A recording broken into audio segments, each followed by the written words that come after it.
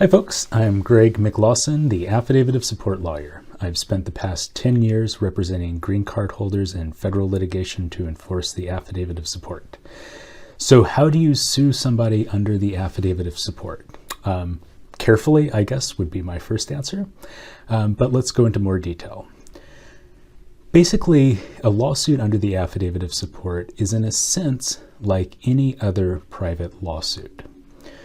So first off, the government plays no role helping you enforce the Affidavit of Support. There are two distinct potential ways that a sponsor can be sued under the affidavit. One is by the sponsored immigrant, so that's the green card holder. That person has a right to financial support. Number two is a lawsuit by the government to recover the cost of federally funded benefits. The government, whether we're talking about federal, state, or local, the government plays a role only in that second type of lawsuit. So if the immigrant receives certain types of benefits like Medicaid, the government can sue the sponsor for the cost of those benefits. Turns out they don't typically do that, but anyway, they do have a right under the federal statute. So the government can do that. What the government does not play a role in is helping the sponsored immigrant recover financial support. So a green card holder who had an affidavit of support signed for their benefit has the right to have their income maintained at 125% of the federal poverty guideline. That's roughly $1,400 per month in 2022. If that person's income falls below that level, they can sue the sponsor for financial support to make up the difference. But it is the sponsored immigrant herself who has the ability to bring that lawsuit. So that's good news and bad news. It's bad news in the sense that no government agency is going to step in and help you do it.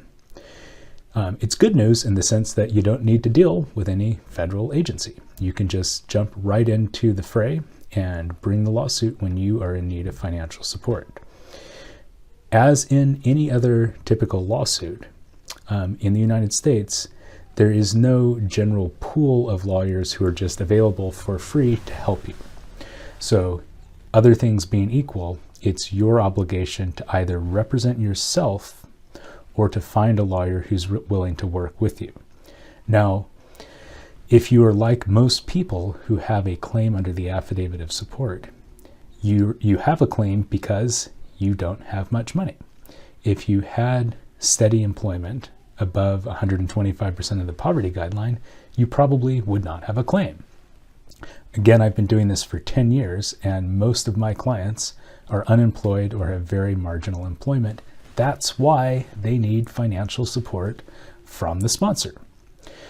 Well, fortunately, in the Immigration and Nationality Act, there's something called a fee shifting provision. What that means is that if somebody has to go in and enforce the Affidavit of Support, the sponsor is required to pay their attorney fees if the immigrant successfully enforces the contract.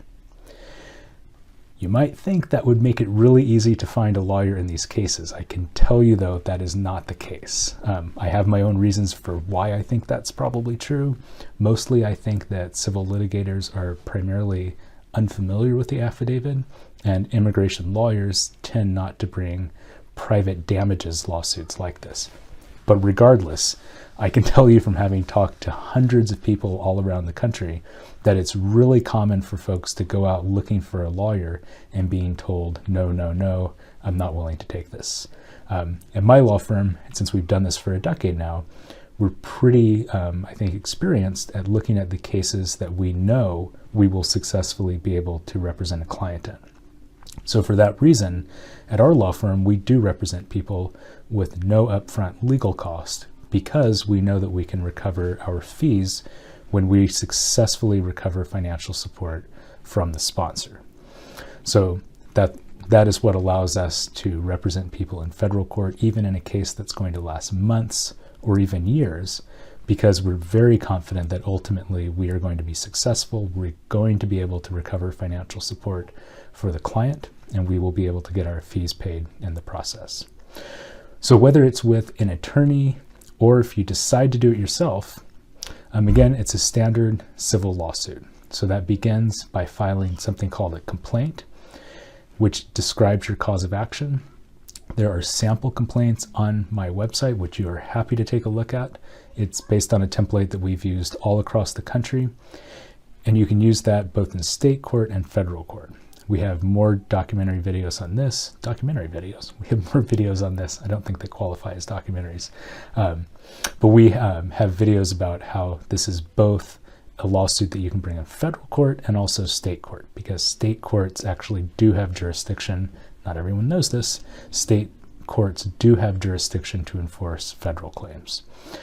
So, bottom line, private civil lawsuit, it's up to you. Government is not going to help you. You can either represent yourself or you can find a law firm that's willing to work with you. If you do want to find a lawyer, you're probably going to need to find somebody who's willing to work at no upfront legal costs.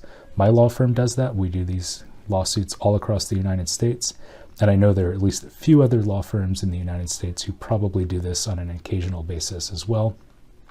Just make sure that if you're working with an attorney that they have actually successfully litigated one of these cases before, because they are not like other lawsuits. I can tell you that, having done a lot of them.